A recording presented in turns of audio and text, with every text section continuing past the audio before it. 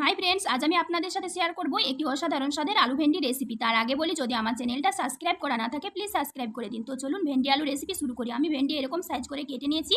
এবার কড়াইয়ে সরিষার তেল দিয়ে ভেন্ডিগুলো দিয়ে দিলাম। 1 চামচ হলুদ দিয়ে ভালো করে ভেন্ডিগুলো ভেজে নেব। ভেন্ডি ভালো করে ভাজা হয়ে গেছে, এবার নামিয়ে নেব। কড়াইয়ে সরিষার তেল দিয়ে আলু দিয়ে দিব। হাফ চামচ হলুদ গুঁড়ো দিয়ে আলু ভালোভাবে ভেজে নিব।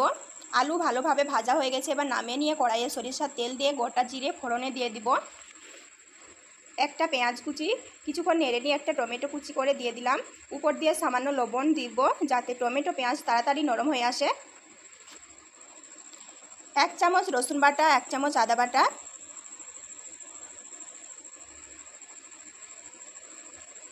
হাফ চামচ হলুদ গুঁড়ো, হাফ চামচ লঙ্কা গুঁড়ো, পরিমাণ মতো লবণ,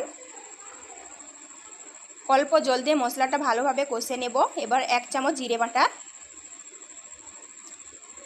ভেজে রাখা আলুগুলো দিয়ে দিলাম। আলু ভালোভাবে কষিয়ে নেব।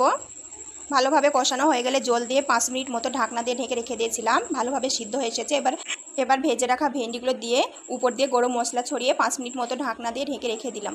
5 মিনিট পর ঢাকনা তুলে দেখব আলু ভেন্ডি রেসিপিটা ভালোভাবে হয়ে গেছে। একদম লাল লাল ঝাল ঝাল রেসিপি, দারুণ হয়েছে।